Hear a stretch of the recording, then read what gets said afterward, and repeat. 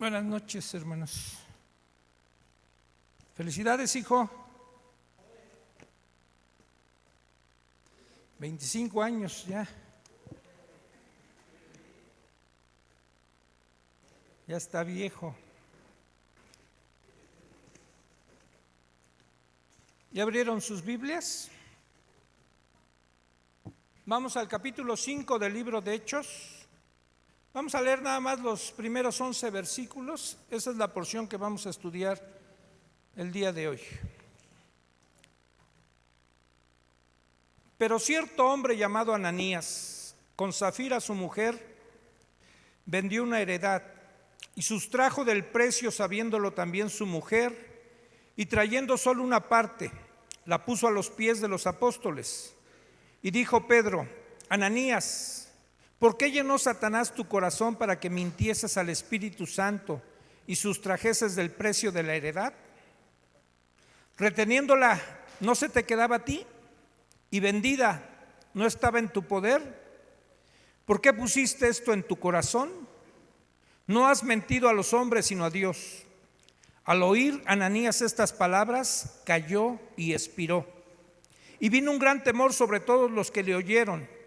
Y levantándose los jóvenes, lo envolvieron y sacándolo, lo sepultaron. Pasado un lapso como de 3 horas, sucedió que entró su mujer, no sabiendo lo que había acontecido. Entonces Pedro le dijo: Dime, ¿vendiste en tanto la heredad? Y ella dijo: Sí, en tanto. Y Pedro le dijo: ¿por qué conveniste en tentar al Espíritu del Señor? He aquí a la puerta los pies de los que han sepultado a tu marido y te sacarán a ti.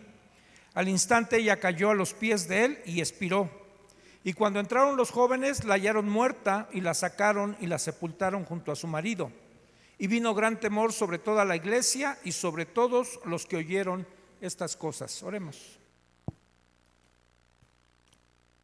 Padre, revélanos el porqué de esta porción de la Escritura.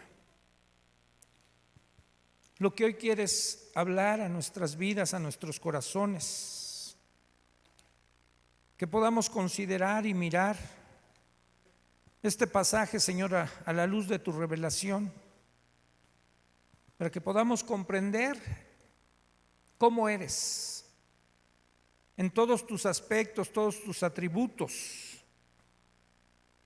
Háblanos, Señor, te lo ruego en esta noche, en el nombre de Jesús. Amén. Bueno, terminamos el capítulo 4 con nuestro hermano Beto. Y la última porción del capítulo 4 nos empieza a hablar ya acerca de cómo se movía la comunidad de los creyentes, que había crecido. Cuando menos había algunos 10,000 cristianos ya. Y digo cuando menos porque aquí nos da un dato de 5,000 en el capítulo 4 que se habían convertido, 3,000 en el capítulo 2, pero agrega Lucas, el que escribe esto, dice, sin contar a las mujeres y los niños. Siendo conservadores había alrededor de 10,000. Y ustedes sabrán que cuando crece cualquier comunidad, cuando crece una familia en número, bueno, quizás también empiezan a crecer algunas otras cosas, las dificultades, los roces, ¿sí? Pero también la armonía y la ayuda y cómo empiezan a convivir cuando hay más gente en alguna comunidad. Y es precioso cómo empieza a describir el capítulo 4, la última porción del capítulo 4, cómo estaban conviviendo los cristianos. Tenían todas las cosas en común y llegaron al punto tal de que era tal su amor por el Señor y por la iglesia, ¿sí?, que viendo las necesidades de otros, algunos estaban vendiendo sus propiedades y las entregaban a los apóstoles como autoridad de la iglesia, y ellos empezaban a repartir aquello que se vendía para suplir las necesidades de todos los creyentes, de modo que a nadie le faltase nada. Y al final de esa porción 4 habla acerca de un hombre que vendió su casa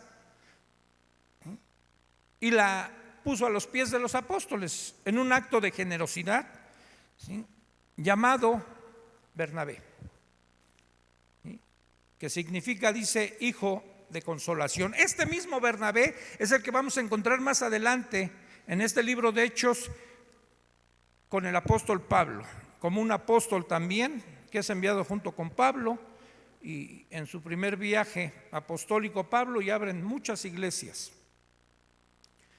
Y de ahí ahora nos va a hablar en el capítulo 5 de esa misma comunidad. Hay palabras que a veces no gustan. Por ejemplo, este capítulo empieza con un pero, y ese pero es negativo, ¿no? Porque nos va a empezar a hablar ahora de un acto o una cosa negativa que sucedió en medio de la iglesia, de una pareja, un matrimonio. No se sabe si Ananías y Zafira tenían hijos, simplemente cita a ellos dos como esposos, y empieza así el capítulo. Dice: pero Ananías y con Zafira era parte de la iglesia del Señor. Y yo quiero que te imagines, si ellos estaban observando, ¿sí?, lo que estaban haciendo los demás, observaron a Bernabé. No describe nada la escritura de que haya habido elogios para ellos, para Bernabé, pero probablemente sí, ¿no? Ustedes, a ver, les voy a hacer una pregunta. ¿Ustedes creen que está bien reconocer a algún hermano o alguna hermana que aporte algo a la iglesia? ¿Sería bueno reconocerlos? Si, por ejemplo, ¿alguien sabe quién nos regaló estos micrófonos? ¿Sería bueno que dijéramos quién nos los regaló? Y si no quieren, no.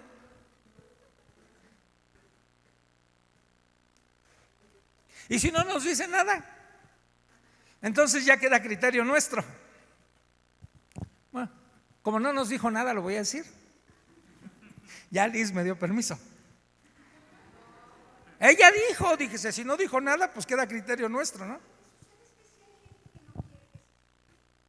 Sí, él no nos dijo nada, pero yo sí lo voy a decir. Esto nos los regaló el hermano Enrique Lara. 8 micrófonos como estos. Son caros. Y él me comentó también, porque él fue bendecido por Dios. Él compró una casa, pero antes iba a comprar otra. Y finalmente esa otra casa que iba a comprar se le echaron para atrás los vendedores. Ya estaba el acuerdo, dijo: oiga, no me haga eso, no, pues ya está. No, ya no la vendemos. Y después pudo comprar otra casa a una cuadra, creo, la misma cuadra donde le vendían la otra, mejor y como 400,000 pesos más barata. Porque así es Dios, hermanos. Y el hermano nos bendijo con estos micrófonos. Y no lo hemos mencionado. Lo comento esto porque no sé cómo se dio, porque no lo describe la escritura. ¿Cómo es que ahí sí menciona que Bernabé vendió su casa y puso el dinero de la venta de esa casa a los pies de los apóstoles? Y por algo quedó registrado, Lucas lo registró.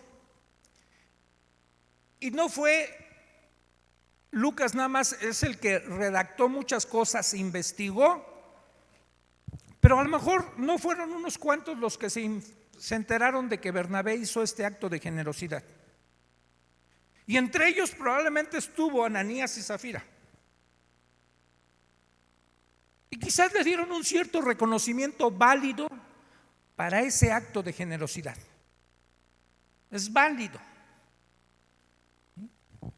El problema en el corazón de Ananías y Zafira Es que cuando vieron esto, no sé, porque no lo dice, pero yo quiero suponer, quizás sintieron envidia del reconocimiento que se les daba a otros.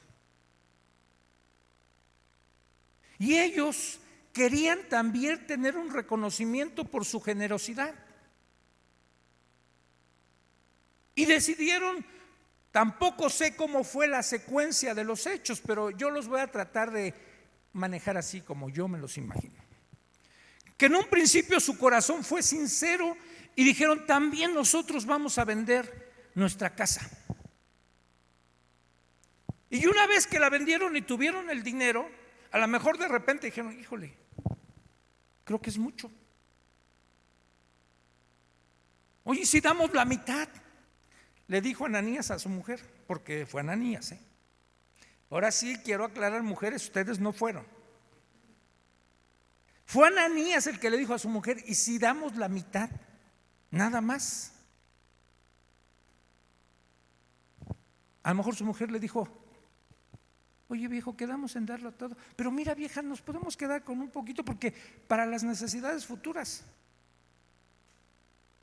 Total, mira, les decimos que la vendimos en tanto y que estamos dando todo. No le pareció mal el plan a Zafira, dijo, sale, ahora de todos modos vamos a dar una ofrenda a la iglesia, ¿no? Y convinieron eso. Llega Ananías con Pedro y le dice, también ofrendamos esto, aquí está, vendimos nuestra casa, nuestra propiedad y lo queremos dar a la iglesia. ¿Qué don obró en Pedro?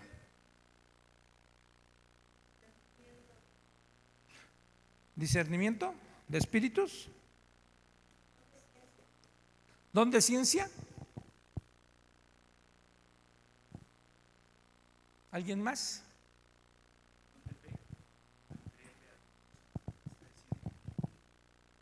¿Don de fe al creerle a Dios lo que está diciendo? ¿Pero qué don? ¿Qué don se utilizó O sea, porque Pedro no sabía nada. Esto fue entre Ananías y Zafira. Nadie más lo sabía. Bueno, Dios lo sabía porque Dios lo sabe todo. Pero Pedro no lo sabía. Él no lo sabía. Pero mira, cuando la Biblia registra varias veces que los apóstoles y los primeros creyentes, dice, fueron llenos del Espíritu Santo. Y cuando viene una llenura del Espíritu Santo a la vida de un creyente, junto con esa llenura está dando dones Dios. Y dentro de esos dones son los dones del Espíritu, porque viene la llenura del Espíritu y entonces empieza la gente a tener dones. Y puede decirle a alguien esto y esto porque es Dios quien se lo comunica. Miren, les voy a decir algo que ayer le pedí a mi esposa que compartiera en la célula, porque hace unos días ella, entre un sueño y algo que le vino, de repente le vino así que Dios le dijo, ve y dile a tal hermana esto y esto y esto porque ella está mal. Al principio ella se espantó, dice, ay caray, ¿cómo le voy a ir a decir a la hermana eso que le está pasando? Y la hermana pues casi ni viene.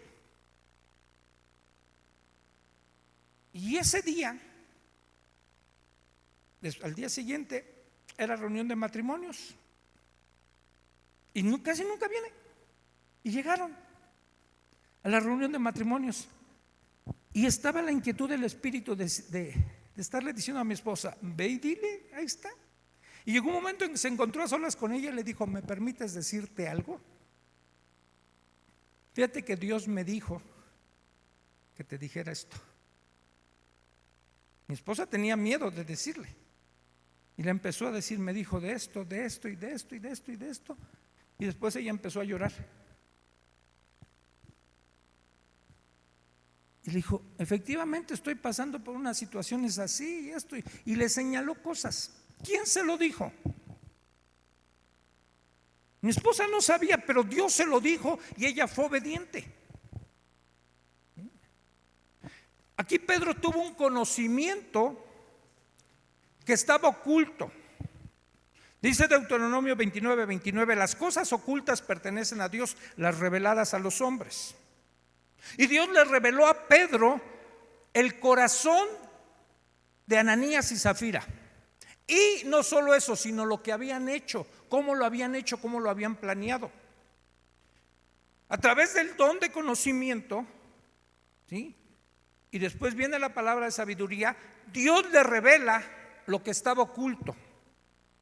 Y Pedro tiene la claridad. Y entonces cuando viene Ananías a decirle a Pedro, ¿sí? Porque se pusieron de acuerdo el varón y su mujer, pero es Ananías como cabeza, es el que va con Pedro a dar el dinero de la heredad que vendieron.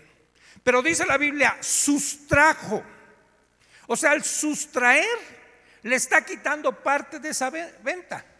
O sea, digamos, ¿qué otra palabra podríamos usar para sustraer?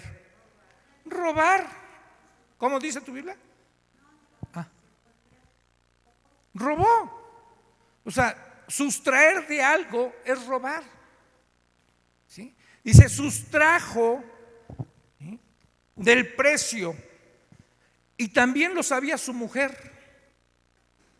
Y trajo solo una parte y entonces la pone a los pies de los apóstoles. Entonces Pedro le dice, ¿por qué llenó Satanás tu corazón? ¿Quién llenó el corazón de Ananías? Entonces, ¿por qué le echan la culpa? Ananías, ¿por qué tiene que morir Ananías? Si fue el Satanás, ¿no? ¿No?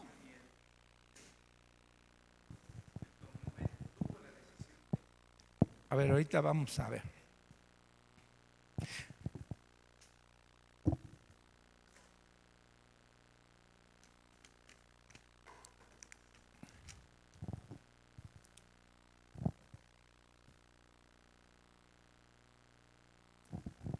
¿Qué había en el corazón de Ananías? Dice, ¿por qué llenó Satanás tu corazón para que mintieses al Espíritu y sustrajeses del precio de la heredad? ¿Qué hay en el corazón de una persona para sustraer algo?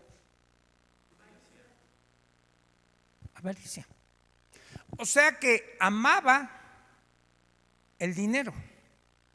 Y dice Pablo cuando escribe a su primera carta a Timoteo en el capítulo 6, en el verso 10, porque raíz de todos los males es el amor al dinero.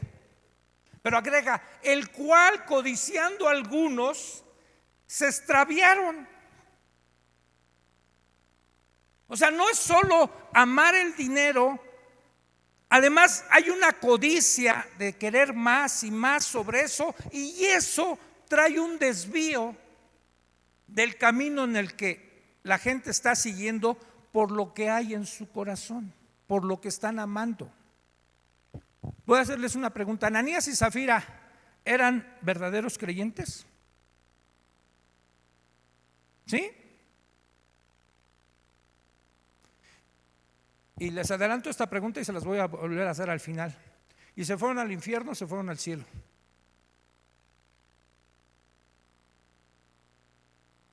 ¿A dónde? Al cielo. ¿Al cielo? ¿Todos creen que se fueron al cielo? ¿No? ¿Tú dices que se fueron al infierno por rateros?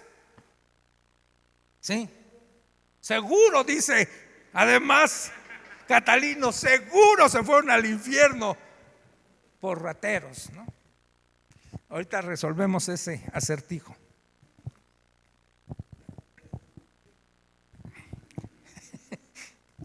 Amaban más el dinero que a Dios, ¿sí?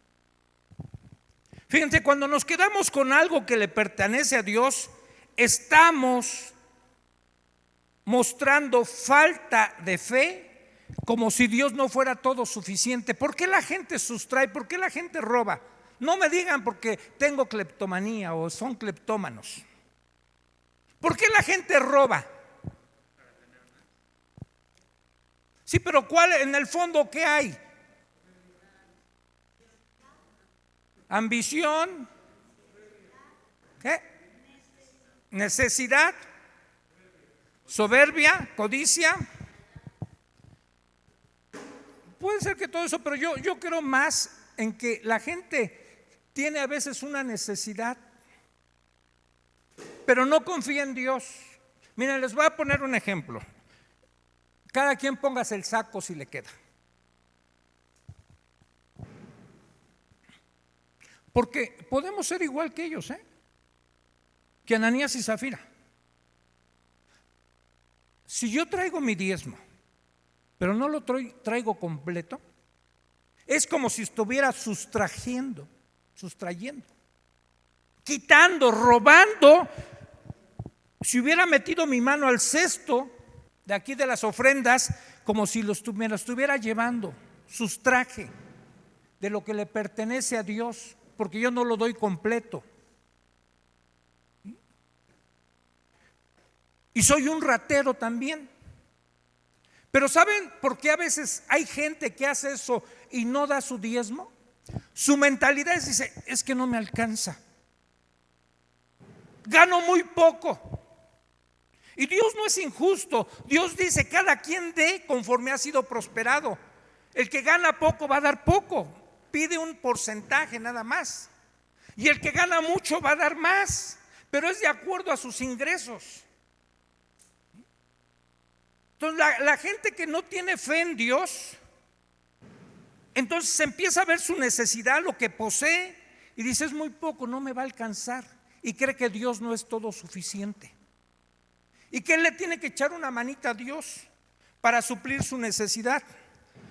No sé si era el caso de ellos porque vendieron una propiedad y no se sabe si tenían otra propiedad donde vivir. A lo mejor ya no tenían otra y de repente se retractaron porque ellos lo más seguro es que prometieron. Por eso es que la Biblia es clara y dice, mira, mejor no hagas promesas a Dios. Porque si tú prometes y haces un voto de darle a Dios, dáselo, porque mejor es no hacer voto y no que hagas voto y no se lo des. O sea, que no prometamos nada a Dios si no estamos dispuestos a cumplirlo. Lo otro es lo que ya pide Dios, ¿sí?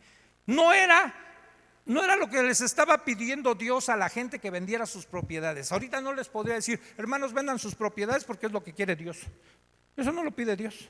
Eso ya fue un acto espontáneo de ellos de querer vender sus propiedades.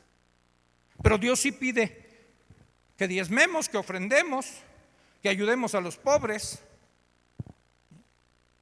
Y cuando no se tiene la fe suficiente, bueno, pues no vamos a desprendernos de lo que creemos que necesitamos.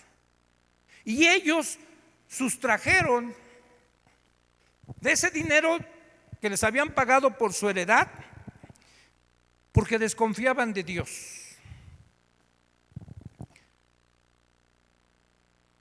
¿Cuántos dijeron que sí eran creyentes Ananías y Zafira? Todos. ¿Y cuántos dijeron que se iban a ir al infierno? ¿Ya te retractaste, Catalino? Que sí, que se sigan yendo al infierno. Entonces ya estás mandando a lo mejor a muchos hermanos al infierno, porque también esa es otra cosa, no. Espérame, deja que te den el micro para que. Si nosotros, Y además deja que te enfoquen para que salgas en la cámara. si nosotros caminamos con Dios rectamente hasta el final de nuestros días, entonces sí vamos a obtener la salvación. Pero si fallamos y nos quedamos ahí en ese lugar a donde fallamos, hasta ahí quedamos y ya no. O sea que no nos vamos para a ti, ir. Dios no nos va a llamar a nuestra alma para que le dé alabanzas, porque al final de todo lo que hicieron fue mal. sí, y todos hacemos mal. Sí, de una u otra forma. Ellos hicieron un mal, uno se va, sí, hace la voluntad de Dios aquí en la tierra, pero hasta el final de sus días hace bien, sí, haciendo la voluntad de Dios, se lleva su alma al Señor. Si no, no. Ahorita vamos a ver eso. Miren, hermanos, habemos muchos creyentes que pasamos por etapas donde a veces nuestra vida se puede considerar en el cristianismo, algunos le llaman de estar en una etapa de un desierto espiritual, otros le llaman de tibieza, y Dios señaló a toda una iglesia por algo que estaban cometiendo. Y le dijo a la iglesia de Laodicea: por cuanto ni eres frío ni caliente, si yo te voy a vomitar de mi boca, porque eres tibio. Dice: ojalá fueras frío o caliente, porque es mucho mejor alguien que esté en un extremo tan apasionado con Dios o como tan frío con Dios. ¿Saben qué es más fácil que se convierta un ateo a que se convierta un religioso tibio? Es mucho más fácil. Ahorita estamos orando por una persona que es atea y que probablemente el domingo venga, hermanos.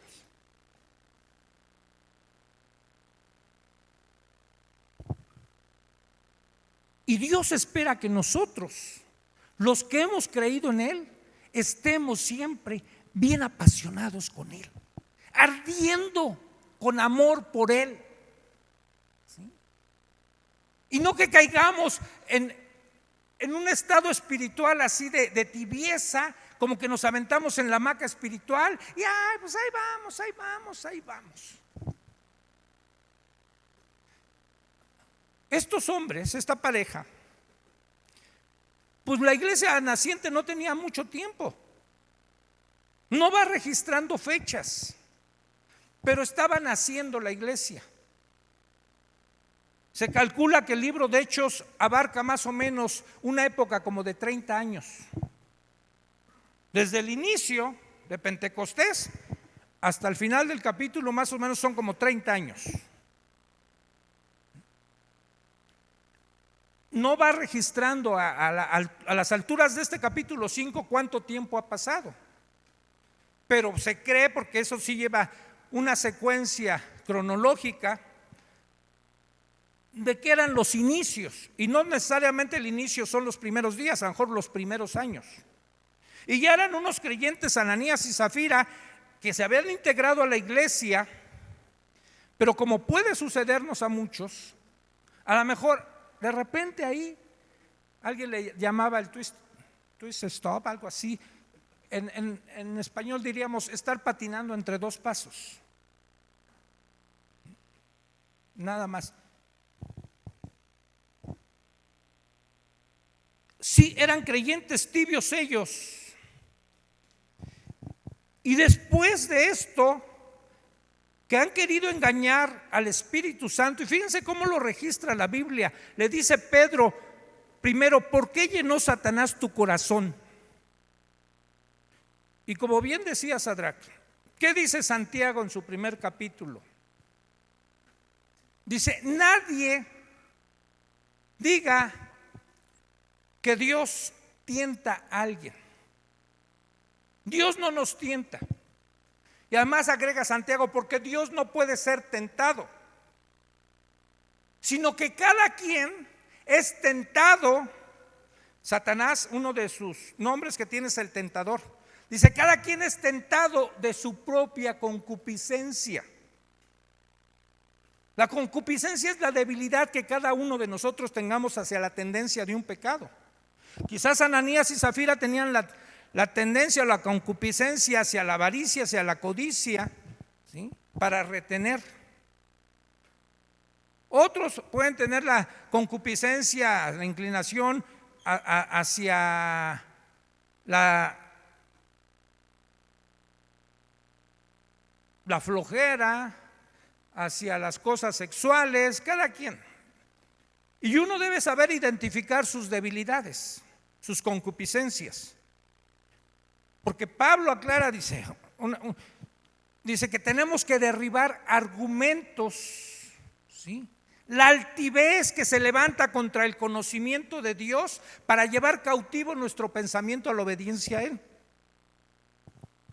Entonces, cuando nosotros no sabemos qué debilidades tenemos, fácilmente el enemigo puede sembrar en nosotros un deseo que se va a despertar más. Miren, Satanás, hermanos, entiéndame, él no nos obliga a pecar. Él no tiene el poder para obligarnos a pecar. Él solo nos puede presentar la tentación. Porque cuando le dice aquí Pedro, dice, ¿por qué? Dice, ¿por qué llenó Satanás tu corazón? Pero no porque Satanás tenga el poder para meternos en el corazón lo que él quiere, sino él sabe nuestras debilidades. Y entonces presenta nada más la tentación. Satanás no es todopoderoso. El único todopoderoso es nuestro Dios. Es el único. Porque miren, más adelante ya Pedro no le dice lo mismo, sino ahora lo hace responsable Ananías. Dice, ¿por qué pusiste esto en tu corazón? Ya no le dice por qué Satanás llenó tu corazón. Dice, ¿por qué pusiste esto? Cuando le empieza a describir su pecado que cometió, ¿por qué pusiste tú esto en tu corazón? La tentación vino de fuera, pero él dejó que entrara a su corazón. Y viene un juicio. Voy a hacer una pregunta. ¿Ustedes creen que lo que pasó con Ananías y Zafira fue severo? ¿Fue un juicio severo? Pero justo. Totalmente justo, hermanos. El problema es que a veces nos quedamos nada más con que fue severo. ¿Y qué Dios tan malo? No, Dios no es malo, hermanos. Es justo. ¿Por qué en algunos ejecuta un juicio inmediato como en este caso y en otros parece ser que Dios tiene mucha paciencia y hacen cosas y no les pasa nada? ¿Por qué? Bueno, eso es cosa de Dios. Él es soberano.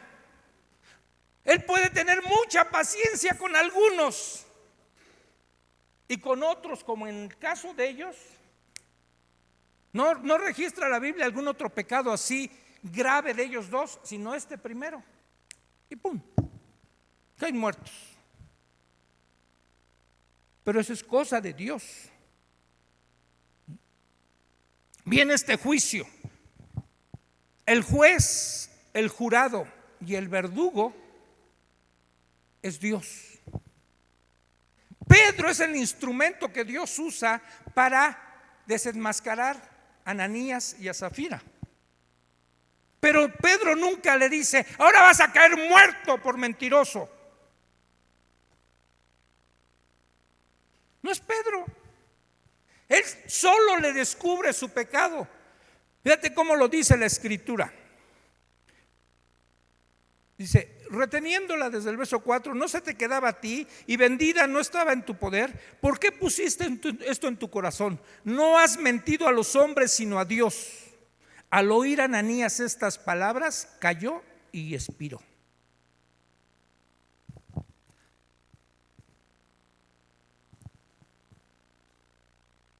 Estamos conscientes del Dios que tenemos,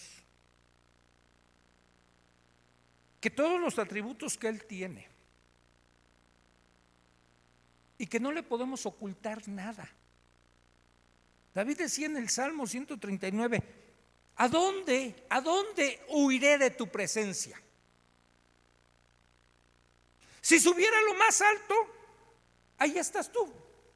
Si descendiera a lo más bajo, ahí estás tú. ¿A dónde me voy a esconder de tu presencia, Señor? ¿A dónde? Para Dios es lo mismo la luz que las tinieblas. Él no se espanta con las tinieblas. Dios no se espanta con el infierno. Él lo creó. ¿Y por qué a veces los seres humanos pretendemos querer engañar a Dios o mentirle a Dios? Haciendo cosas ocultas, pensando que nadie lo sabe, cuando el que lo sabe y puede juzgarnos, parece ser que no le tenemos miedo.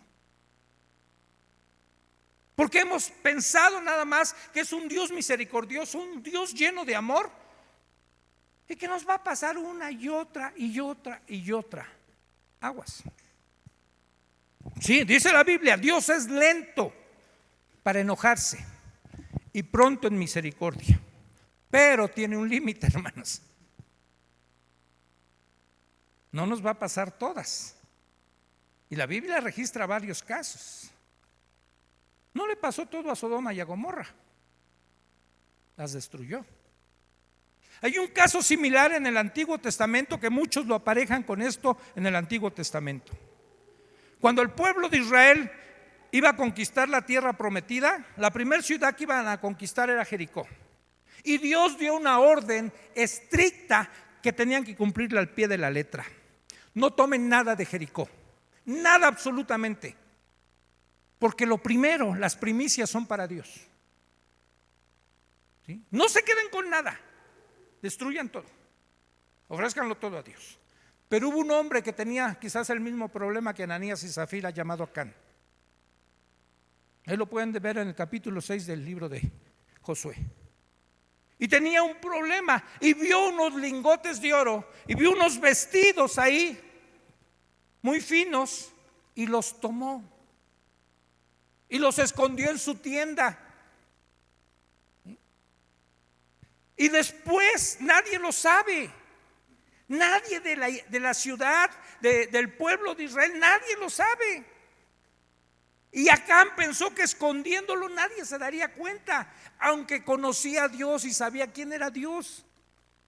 Pero se atrevió a esconderlos. Y Josué, sin saberlo, van a la siguiente batalla, a Jai. Y dice, la ve chiquita, dice, más chiquita que Jericó, mandemos pocos hombres. Y ¡zas!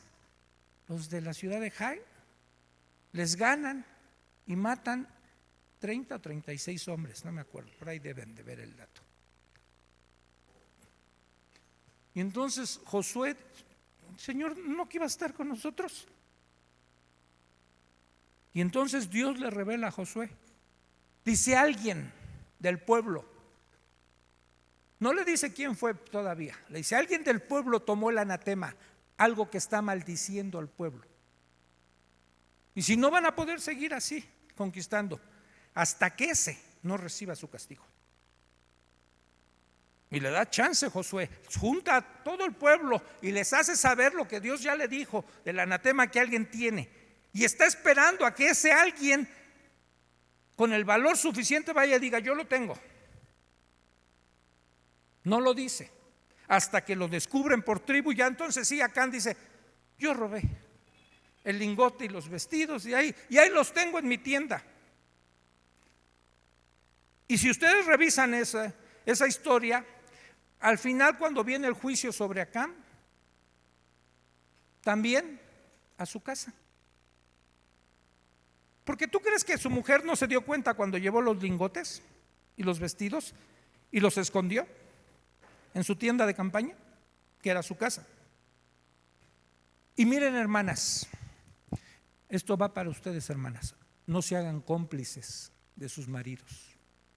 Si los ven cometer un acto deshonesto que no es recto a los ojos de Dios, no se coludan con ellos, desenmascárenlos, vengan, acúsenlos con nosotros. Cualquier cosa que sea, por mínima que sea, ¿sí? A veces el pecado empieza con poquito, con algo que nos permitimos, con una idea, con un pensamiento. ¿Sí? No se hagan cómplices, porque también el juicio de Dios puede venir sobre aquel que viendo el mal no lo denuncia. y además se colude.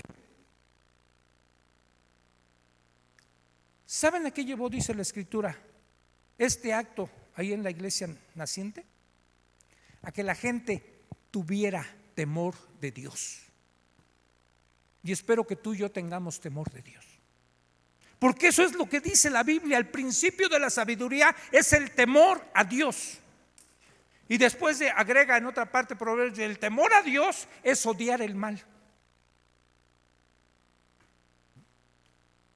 Si queremos ser sabios, tenemos que temer a Dios. A este Dios que puede dictar un juicio sobre algo que estemos haciendo nosotros, que querramos sobre todo mentirle a Dios, querer engañar a Dios. Por eso es que la Escritura, yo creo, nos dice: no os engañéis, no se engañen, seres humanos. Dios no puede ser burlado. A Dios no lo podemos burlar, a Dios no le podemos mentir.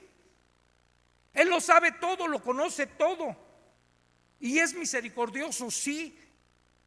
Por eso señala ahí: no le mentiste a los hombres, Ananías. No me mentiste a mí, a Pedro, a los demás apóstoles. Le mentiste al Espíritu Santo. Le mentiste a Dios. ¿Entiendes la gravedad de tu pecado, Ananías? ¿Entendemos la magnitud de nuestro pecado cuando no estamos depositando nuestro diezmo completo a Dios? Que estamos sustrayendo del cesto de los diezmos. Estamos haciendo lo mismo. Ay, hermano, pues yo gano bien poquito, gano 100 pesos diarios. Pues da 10 nada más. El que gana 1000 va a dar 100. El que gana 10,000 te va a dar 1000. Cada quien en la proporción. Dios nos está pidiendo eso, que tengamos un corazón recto. ¿Cómo se habrán quedado los que estaban presenciando la escena? Porque estaba gente ahí, porque inmediatamente dicen: en el momento que cayó Ananías, unos jóvenes lo levantaron, se lo llevaron y lo enterraron. Y dice: y enseguida cayó temor sobre la iglesia. Dice: pasadas 3 horas, sucedió que entró su mujer sin saber lo que había acontecido. Llegó Zafirita.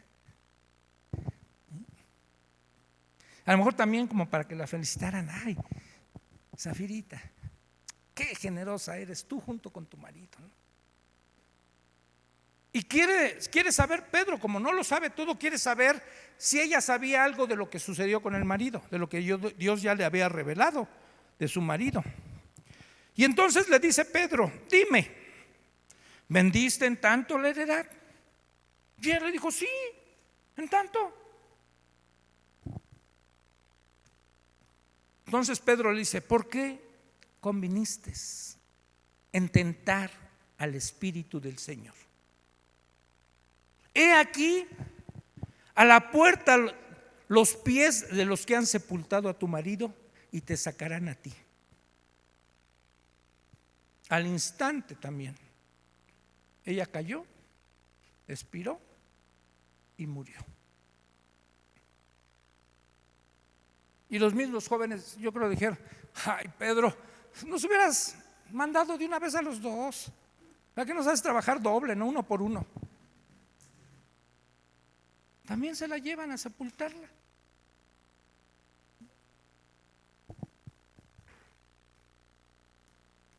Vuelve a haber un juicio ahora para la mujer.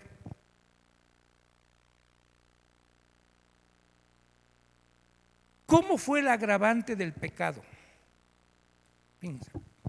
¿Alguien obligó a Ananías a dar el dinero? No. ¿Y a Zafira a vender su propiedad? No.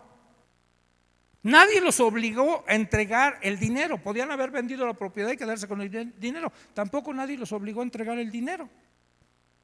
Ellos decidieron darlo. Pero cuando prometieron traer el dinero, cuando tú una vez prometes darle algo a Dios, aunque no lo hayas traído, pero ya decidiste darle eso a Dios, tú ya no lo puedes retener. Ya es de Dios. Aunque todavía no lo hayas entregado. Miren, aquí rara vez, muy rara vez, yo me acuerdo que hace años hicimos una promesa cuando lo del piso. Pero no pedimos que la gente haga promesas de darle a Dios una cierta cantidad. Yo no me acuerdo, más que esa vez, porque yo me acuerdo porque yo me comprometí y pusimos un pizarrón ahí con cuadritos, a ver cuántos metros, cada uno se comprometía a pagar del piso. Y yo me anoté ahí en unos cuadritos, yo me comprometo a pagar tantos metros cuadrados del piso. Y traje mi dinero y lo pagué. Cada quien. Pero cuando me comprometí a eso, lo que era de dinero de esos metros cuadrados, yo ya no podía retener ese dinero. Ya era de Dios. Y era para traerlo aquí. Ellos, cuando habían prometido dar el dinero, ya no lo podían retener. Ni siquiera una parte, como lo hicieron ellos. Mira, si tú le entregas tu corazón a Dios, no se lo entregues a medias. No le des una parte de tu corazón, dáselo todo.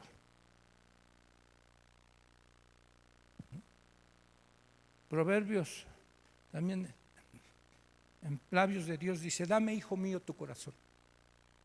Dame tu corazón. Y miren tus ojos por mis caminos. Completo lo quiere Dios. ¿Se acuerdan la historia del hombre que llevó su reloj al relojero? ¿Sí se acuerdan de esa? No. Si no, se las voy a contar. Una vez un hombre se le descompuso su reloj y lo llevó al relojero. Y cuando se lo llevó le dijo: aquí le traigo mi reloj. Dice: pero para que me lo arregle de las manecillas. Y el relojero se quedó sacado donde dice: espérame, yo arreglo relojes, ¿no? No, pero lo único que le falla a mi reloj son las manecillas, porque ya no camina. Arréglame las manecillas de mi reloj.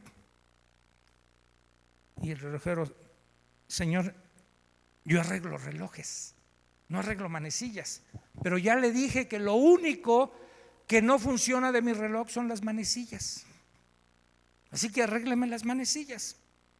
No, pues discúlpeme, no lo puedo arreglar, yo arreglo relojes. A veces así estamos con Dios, hermanos. Señor, solo ayúdame en esta área de mi vida, ¿sí? De lo demás yo me encargo, ¿sí? Él quiere todo, que le rindamos todo. Aún aquello que creemos que nosotros podemos manejar, es ponerlo a los pies de Cristo y decirle: soy un ignorante, Señor, guíame.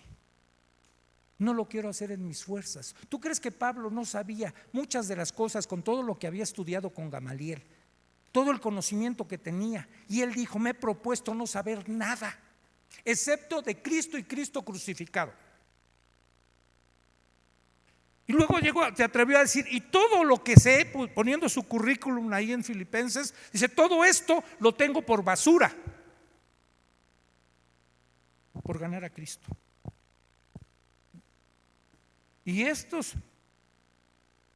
pareja no alcanzó a darse cuenta, ¿sí?, de la gravedad de su pecado.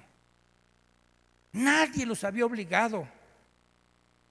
Le estaban dando una parte nada más de su dinero, pero era como decirle a Dios: te doy nada más una parte de mi corazón. Pedro los señala como culpables. A pesar de que el diablo sembró la idea en el corazón de ellos, Pedro los acusa y los señala a ellos: ustedes pusieron eso en su corazón.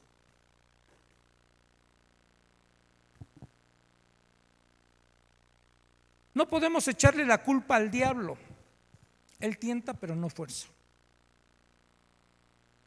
Me acuerdo de otra historia, que un día salió un hombre de una iglesia y encontró al diablo afuera de la iglesia, así sentado en la banqueta enfrente de la iglesia,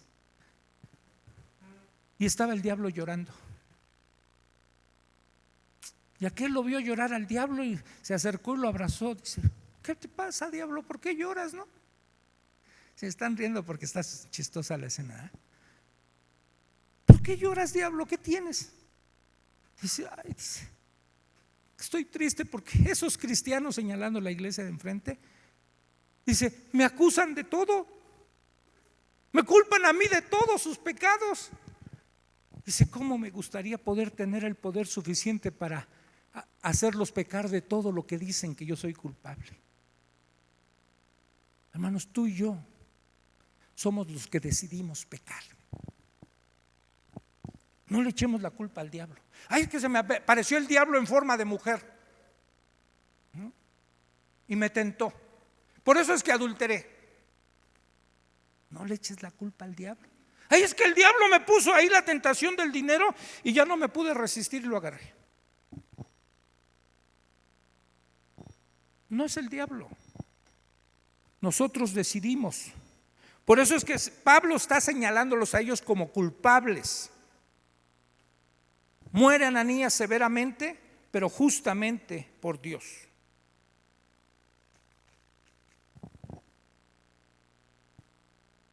Hay pecadores a los que Dios, le puse aquí, despacha así de inmediato. Y ellos fueron uno de estos pecadores. Y de nuevo al final de esta porción dice: y vino gran temor sobre toda la iglesia y sobre todos los que oyeron estas cosas. Una vez yo decía, viendo este estudio, si se aplicara igual como lo aplicó este juicio severo Dios, si se aplicara en la actualidad esto, todas las congregaciones deberíamos tener una morgue, porque caerían muchos muertos. Peor que la pandemia, dice Caro, ¿no? ¿Por qué fue tan severo en ese momento Dios? Miren, estaban haciendo la iglesia con una característica de pureza, ¿sí?, de santidad. Y era mucho más notorio un pecado así cuando toda la gente es santa. ¿Por qué Juan en el Apocalipsis cae ante la presencia de Dios como muerto? Porque ante un Dios santo uno no puede permanecer en pie. Pero este fue un ejemplo que queda para nosotros. Termino con lo que les pregunté: ¿se fueron al infierno o se salvaron? ¿Cuántos dicen que se fueron al cielo? ¿Cuántos dicen que se fueron al infierno?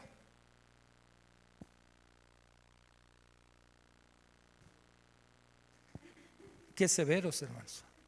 ¿Por qué? A ver, díganme por qué se fueron al infierno.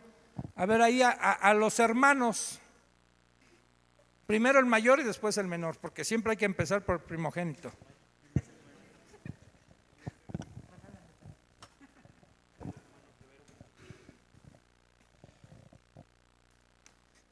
Tengo la creencia de que la salvación se pierde cuando uno peca, y en ese momento ellos pecaron de una forma muy grave por la situación del inicio de la iglesia. Entonces, ¿por qué Dios les quitaría la vida pero los dejaría estar en su presencia? No, para mí no suena algo racional o lógico. A ver, tu hermano, que te ayude. Ayúdame, carnal, dile.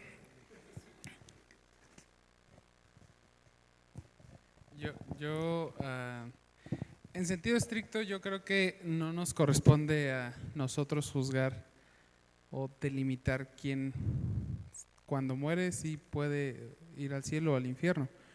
Creo que la palabra nos da un parámetro en el sentido de que Jesús mismo decía: pues júzguenlos por sus obras. Podríamos juzgar a Ananías y a Zafira por sus obras, pero no los estaríamos juzgando por gracia. Y en realidad, quien podría dar un voto sería el Señor.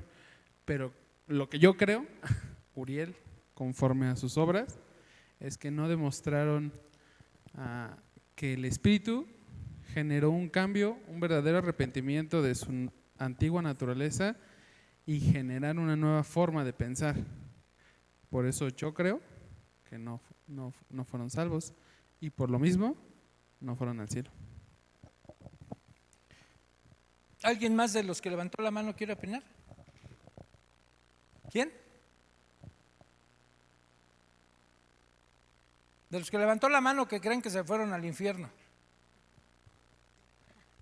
Bueno, yo dije eso, pastor, porque, bueno, yo no le hallo mucho, bueno, no entiendo mucho, pero digamos que eso fue repentino.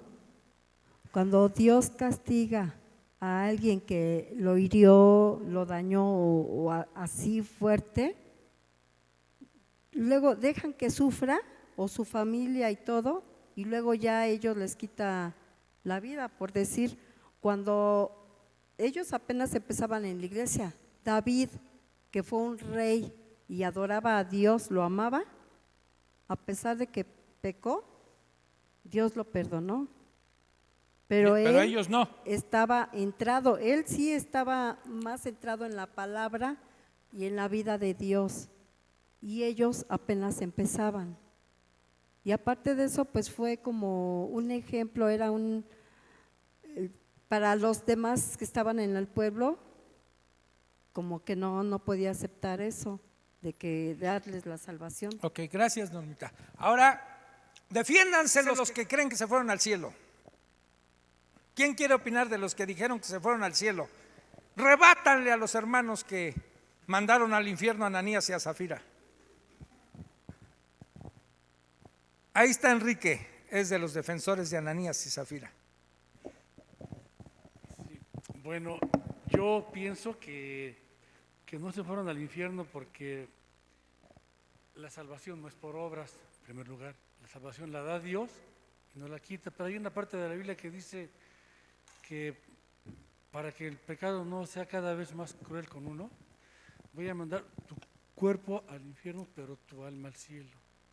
Entonces, en ese sentido, creo que tal vez sí les provocó la muerte para no engrandecer su pecado, pero en el sentido de que de ahí se fueron con él, ¿no? Y bueno, lo que tanto sabemos, ¿no? O sea, definitivamente, si fuera por obras, nadie sería salvo. Por supuesto que no es por obras, ¿sí? Entonces, por eso creo que ellos si son salvos en su espíritu. Nos van a recibir allá cuando lleguemos. ¿Quién más? Hermanos, les están ganando los que mandaron al infierno a Ananías y Zafira. ¿Nadie más quiere opinar? Como los ladrones al lado de Jesús, ¿no? Democráticamente. Fíjense lo que dice Pablo en la primera carta a los Corintios acerca de ese hombre fornicario. ¿Y si vas a defenderlos? Defiéndelos, hija. Eso. Bueno, como ya dijo el hermano Enrique, pues la salvación no es por obras.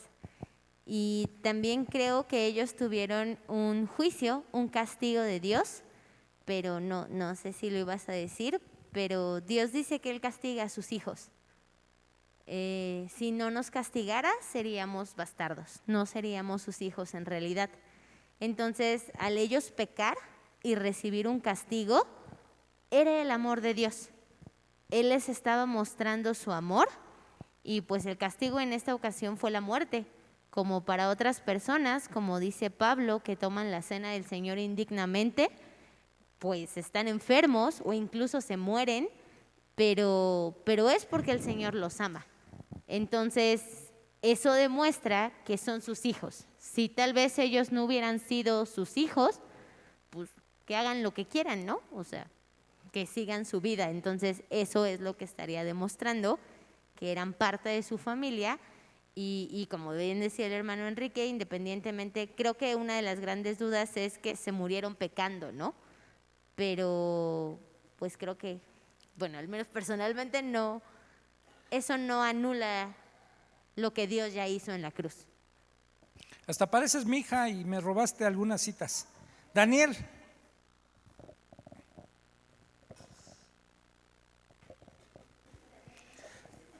Dicen que ya habla uno y se animan todos. Pero eres de los defensores, ¿verdad? Sí. ¿O de los condenadores? No, defiendo completamente a Ananías y Zafira. Creo que efectivamente la salvación no es por obras, ese es un hecho. Y a veces vemos la muerte como una bendición, y sí que lo es para los que somos hijos de Dios, ¿no? Pero también es un castigo, como bien lo decía Isi. Un castigo, ¿por qué? Porque podemos destruir con un solo acto el propósito que Dios tenía para nuestras vidas. Tal vez no era el propósito de Dios que Ananías y Zafira murieran en ese tiempo. Tal vez Él quería que ellos continuaran la obra más adelante, ¿sí? Pero el amor, la misericordia y todos los atributos buenos de Dios se hicieron presentes en ese acto. Y se cumplió la escritura, porque como bien usted lo mencionó anteriormente, el fruto que dio en la vida de los creyentes que estaban ahí y que eran parte de esa iglesia fue un fruto de ejemplo, un fruto de temor. Bien dice la escritura que ninguna disciplina al momento de ser ejecutada es motivo de gozo. Yo estoy seguro que los hermanos en ese momento no se pusieron a danzar ni a cantar porque era un motivo de gozo que se hubieran muerto.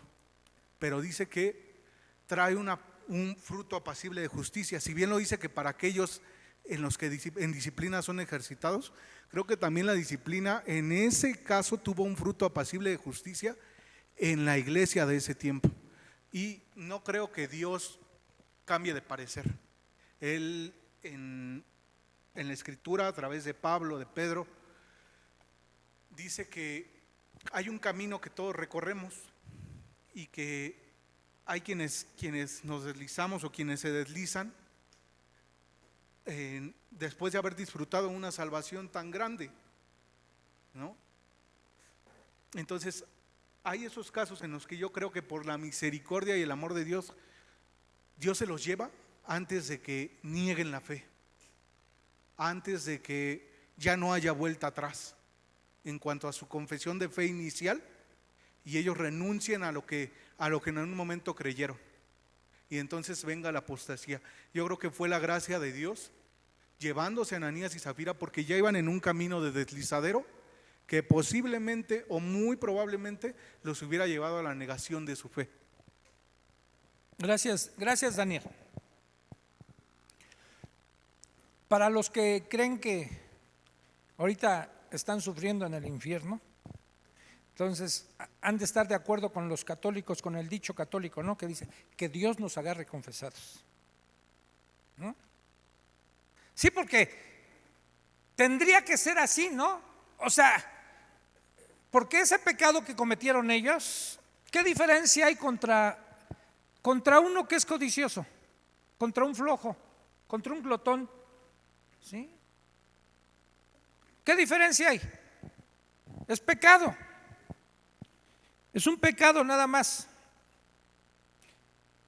Aquí le dice Vicky Molina que cree que se fueron al infierno porque la ofensa fue al Espíritu Santo.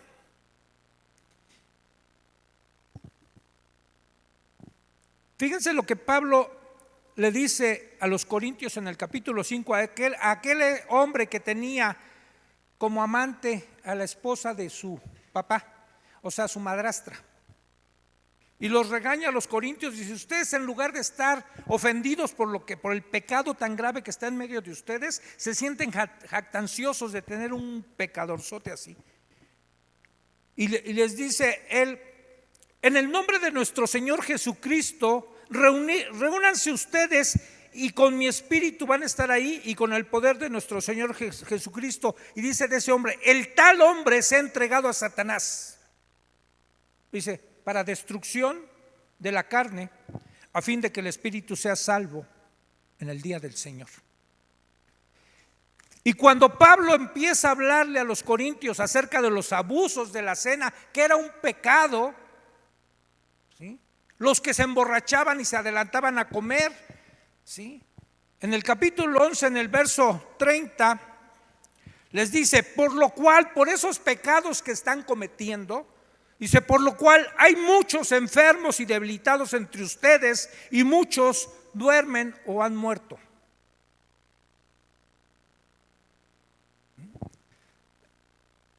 Hubo una vez aquí un caso de un hermano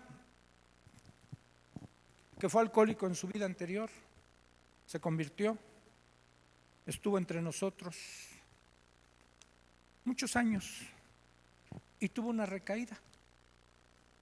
Empezó a tomar otra vez y lo encontraron muerto en una casa, intoxicado de alcohol. Yo acompañé a su hijo a los trámites, tanto al Ministerio Público y a la funeraria. Y entonces su hijo en el camino me hizo una pregunta: pastor, ¿mi papá se salvó? ¿Se salvó mi papá? Murió alcoholizado. Y le dije, ¿cuál es lo único que nos puede quitar la salvación? La apostasía. Y la apostasía es negar la fe, no pecar. O sea, un pecado que cometamos no nos quita la salvación, hermanos, porque todos entonces nos iríamos al infierno, porque todos seguimos pecando. Es negar la fe, darle la espalda al Señor. Digo, no sé las condiciones en que murió tu papá.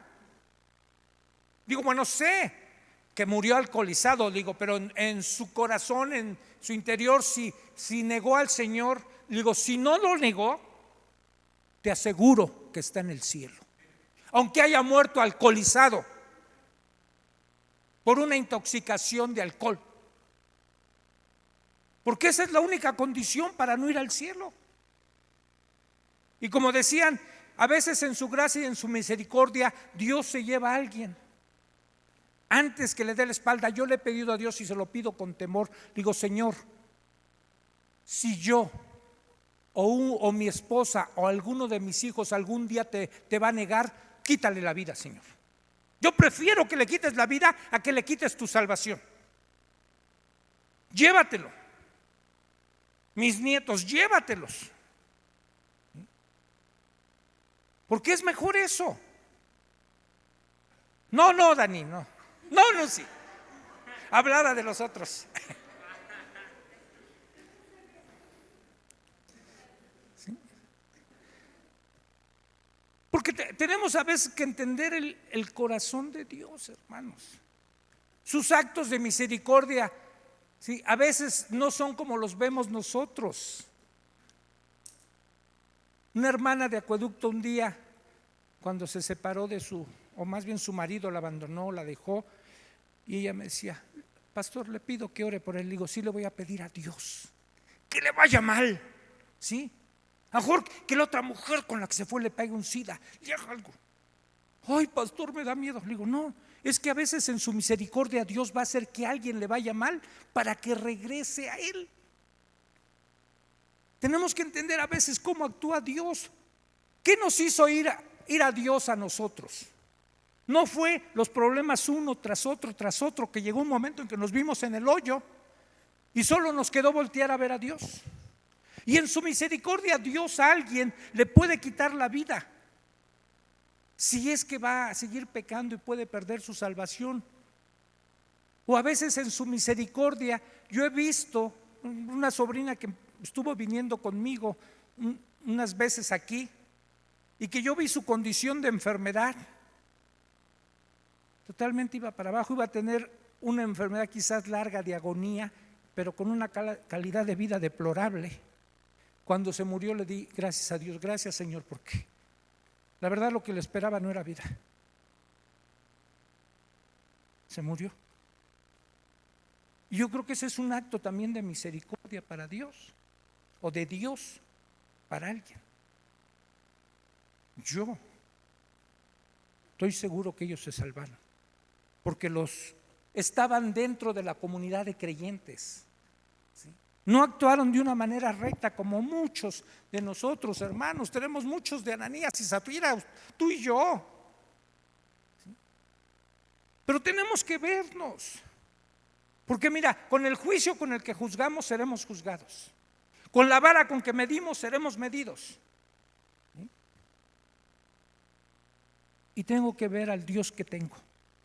Yo tengo un Dios justo, y yo decía severo, fue severo en su castigo, pero fue justo. ¿Sí? Y yo espero que Dios sea justo conmigo. ¿Sí? Y que cuando haga las cosas mal, me dé lo que merezco. Porque también Pablo, escribiéndole a los romanos, dice: deja lugar para la ira de Dios, para la venganza de Dios, porque Él va a dar a cada quien lo que se merece. Y Él sabe a cada quien lo que le da, cuánto le da, cuándo se lo da. Y si no nos ha dado a nosotros la muerte todavía, es por su gracia y su misericordia, porque mereceríamos lo mismo a lo mejor que ellos. Y es para que podamos volvernos a Dios y podamos de verdad fielmente seguir con lo que Él nos pide. Oremos. Padre, a veces no nos gustaría considerar estas historias de juicios severos, duros, a nuestro entender.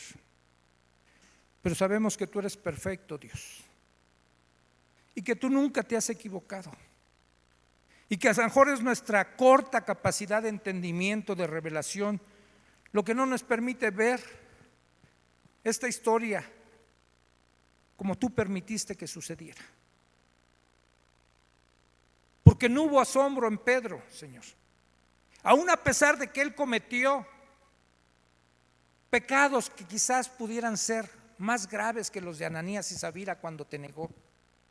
Pero él no estaba viendo lo que le estaban haciendo a él, sino lo que te estaban haciendo a ti, Dios, de intentar mentirte a ti, de engañarte a ti. Que ninguno de nosotros pretendamos, Señor, engañarte a ti. Que veamos lo horrible que es mentir a Dios, porque además ni le podemos mentir. Él lo sabe todo, lo conoce todo. Ten misericordia de nosotros, Señor, y disciplínanos, porque es mejor, como dijo David, caer en tus manos que caer en manos del enemigo. Gracias, Señor, en el nombre de Jesús. Amén. Aquí están los ofrenderos, hermanos, los que traigan su diezmo, ofrenda. Adelante. Y estamos despedidos, varones. Próxima semana empezamos jueves y viernes, congreso de varones. Sábado nos vamos al Deportivo Telmex. No vamos a contratar camión, pero anótense con Rubén, ¿sí? Los que vayan a ir, nos vamos a ir en carros. Creo que tenemos los suficientes carros para acomodarnos todos e irnos a pasar un día de campo, de diversión, ¿sí? De comunión. Anótense con Rubén. Nos iríamos el sábado 20, ¿qué es? 23, 25, nos vamos allá. 23 y 24, conferencias aquí a partir de las 6 de la tarde. Dios les bendiga.